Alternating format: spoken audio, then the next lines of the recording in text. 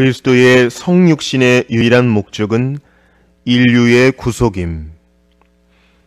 이 문제들에 대하여 정당한 주의를 기울여 생각하는 사람들은 경솔한 자들이나 색다른 것을 추구하는 자들을 사로잡는 희미한 사변들을 쉽게 물리칠 것이다. 그런 사변들 중 하나를 예로 들면 혹시 인류를 구속할 필요가 없었다 할지라도 여전히 그리스도께서는 사람이 되셨을 것이라는 것이다. 본래의 창조 질서와 타락하지 않은 자연의 상태에서도 그리스도께서는 천사들과 사람들의 머리로서 그들 위에 계셨다는 사실을 물론 나도 인정한다.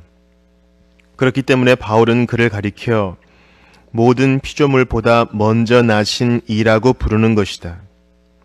그러나 그리스도께서 우리의 구속자가 되시기 위해서 육체로 옷 입으셨음을 모든 성경이 선언하고 있으므로 그 이외의 다른 이유나 다른 목적을 상상한다는 것은 너무나 주제넘은 짓이다. 애초부터 그리스도를 약속하신 이유를 우리는 잘 알고 있다. 곧 타락한 세상을 회복시키시고 잃어버린 사람들을 구원하시기 위함이었다. 그러므로 율법 아래에서는 그리스도의 형상이 희생 제사들 속에서 제시되어 하나님께서 신자들의 죄를 위하여 행하여지는 속죄를 통하여 그들과 화목되신 후에 그들에게 은혜를 베푸시리라는 소망을 신자들에게 주었다. 어느 시대나 심지어 아직 율법이 반포되기 이전에도 피 없이 중보자만 약속된 적이 없으므로 우리는 하나님의 영원하신 계획으로 말미암아 그 중보자가 지정된 것은 바로 사람들의 부정함을 씻기 위함이었다는 분명한 결론을 얻게 된다. 피를 흘리는 것이야말로 바로 속죄의 증표이기 때문이다. 그리하여 선지자들은 그에 관하여 말씀을 선포하는 가운데 그가 하나님과 사람을 서로 화목시키는 분이실 것임을 약속하였다. 이에 대한 모든 증언들 가운데 이사야 선지자의 유명한 증언 한 가지만 예로 들어보자. 그는 실로 우리의 질고를 지고 우리의 슬픔을 당하였거늘 우리는 생각하기를 그는 징벌을 받아 하나님께 맞으며 고난을 당한다 하였노라. 그가 징계를 받음으로 우리는 평화를 누리도다. 이사야 53장 4, 5절. 그는 자기 자신을 제물로 드리실 대제사장이 되실 것이었다. 그가 채찍에 맞음으로 우리는 나음을 받았도다. 우리는 다 양 같아서 그릇 행하여 각기 제 길로 갔거늘 여호와께서는 우리 모두의 죄악을 그에게 담당시키셨도다. 이사야 53장 5, 6절. 이렇게 그리스도께서 비참한 죄인들을 돕기 위하여 하나님으로 말미암아 지명되셨다는 것이 분명히 드러나고 있으니 이러한 한계를 넘어서 튀어오르는 자들은 누구든지 어리석은 호기심에 지나치게 빠져 있는 것이다. 그리스도께서는 이 땅에 강림하신 후 그 자신이 강림하신 목적이 하나님의 진노를 진정시키셔서 우리를 모아 죽음에서 생명으로 옮기는 데 있음을 선언하셨다. 사도들도 그에 관하여 동일한 사실을 증거하였다.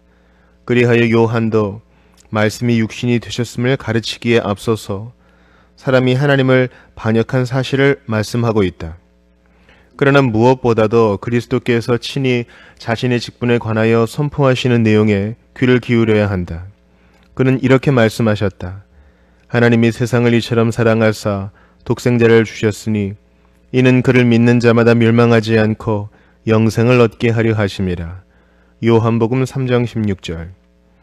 죽은 자들이 하나님의 아들의 음성을 들을 때가 오나니 곧 이때라. 듣는 자는 살아나리라. 요한복음 5장 25절. 나는 부활이요 생명이니 나를 믿는 자는 죽어도 살겠고. 요한복음 11장 25절. 인자가 온 것은 잃은 자를 구원하려 함이니라. 마태복음 18장 11절. 건강한 자에게는 의사가 쓸데없고. 마태복음 9장 12절. 모든 증거를 다 열거하자면 끝이 없을 정도다. 사도들도 한결같이 우리에게 이 근원에게로 돌아갈 것을 촉구하고 있다. 분명한 사실이지만 그가 하나님과 사람을 서로 화목시키기 위해 오신 것이 아니었다면 그의 제사장직의 존귀함이 사라지고 말았을 것이다. 제사장이란 하나님과 사람 사이를 중재하는 임무를 위하여 임명된 중재인이기 때문이다. 또한 그가 우리의 의가 되시지도 않았을 것이다. 왜냐하면 하나님께서 우리의 죄를 우리에게 돌리지 않으시게 하기 위하여 그가 우리를 위하여 제물이 되셨기 때문이다. 그리고 마지막으로 성경이 그에게 베푸는 모든 칭호들이 다 무효가 되고 말 것이다. 또한 바울의 다음과 같은 진술도 헛것이 되어버릴 것이다. 죄로 말미암아 자기 아들을 죄 있는 육신의 모양으로 보내어 육신의 죄를 정하사 육신을 따르지 않고 그 영을 따라 행하는 우리에게 율법의 요구가 이루어지게 하려 하심이니라. 로마서 8장 3, 4절.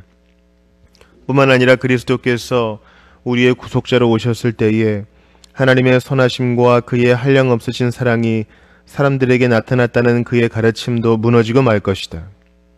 요컨대 하나님의 아들이 기꺼이 우리의 육체를 취하사 아버지의 이 명령을 수행하신 유일한 이유로서 성경이 제시하는 것은 바로 자신이 제물이 되셔서 우리를 대신하여 아버지의 진노를 진정시키고자 하는 것이었다는 것이다.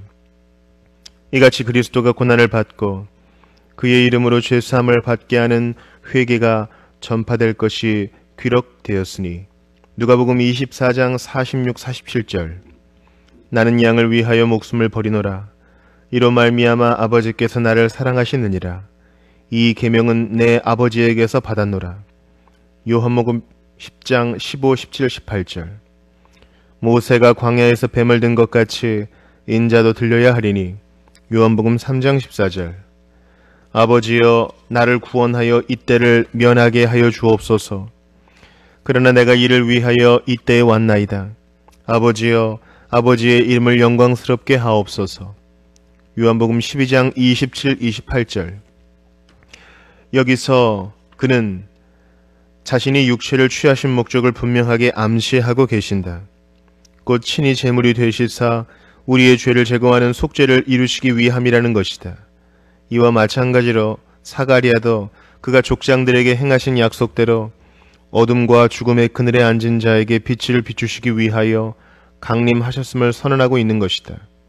우리는 이 모든 것들이 하나님의 아들에 관하여 말씀된 것임을 잘 기억하고 있다.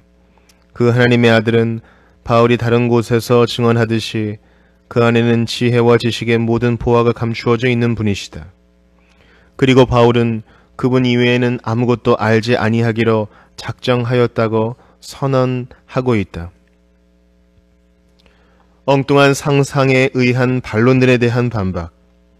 혹시 이러한 것들이 모두 사실이라 할지라도 그리스도께서는 물론 그가 정죄받은 사람들을 구속하신 것도 사실이지만 사람들의 육체를 취하셔서 구원받아 안전한 상태에 있는 사람들을 향하여 그의 사랑을 보여주시기도 한다고 반란을 제기하는 사람이 있다면 이에 대한 나의 답변은 아주 간단하다.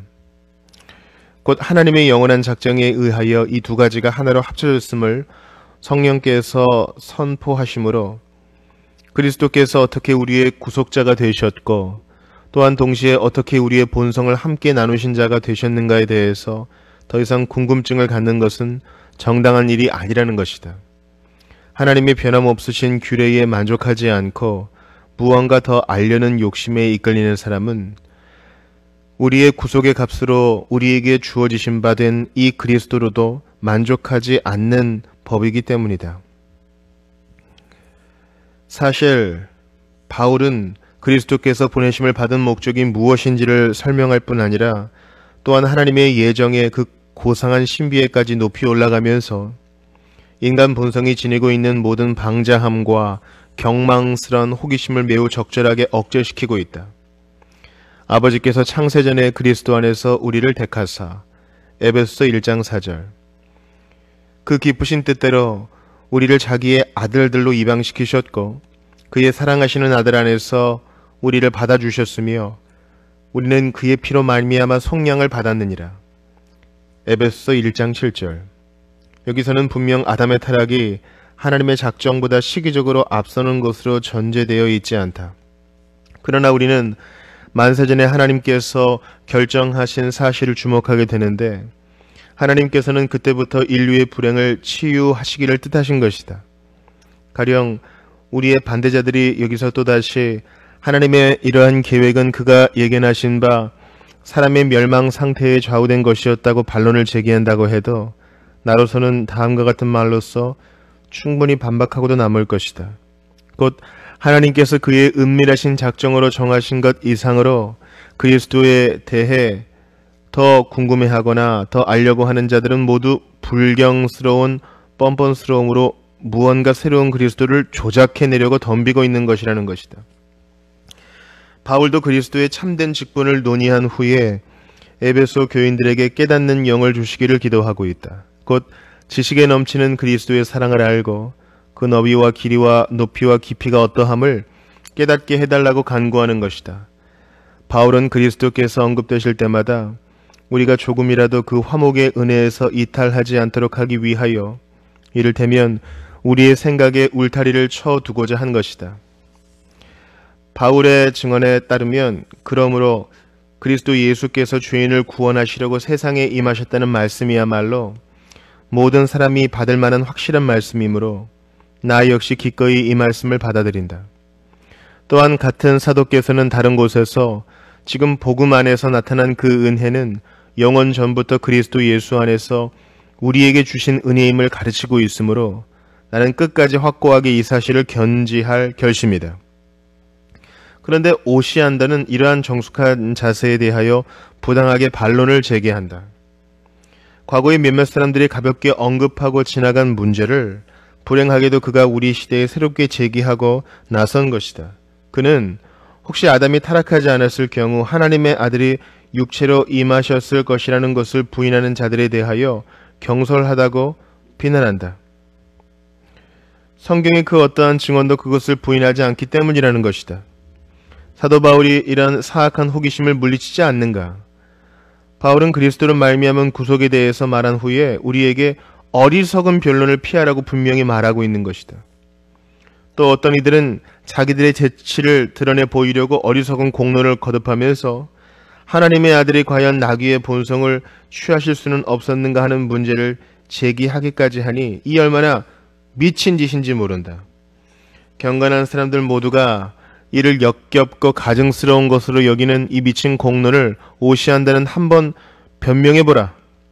성경 어느 곳에서도 그런 공론을 분명하게 반박하지 않는다는 구실을 대면서 말이다. 십자가에 못 박히신 그리스도 외에는 아무것도 중요하게 여기지도 않고 알지도 않겠다고 한 사도 바울이 나귀를 구주로 인정한단 말인가? 바울은 다른 곳에서 아버지의 영원한 계획으로 말미암아 그리스도께서 만물의 머리가 되사 만물을 통일되게 하셨다고 선포하고 있으니 구속의 사명을 부여받지 않은 또 다른 머리를 인정하는 일은 결코 없었을 것이다.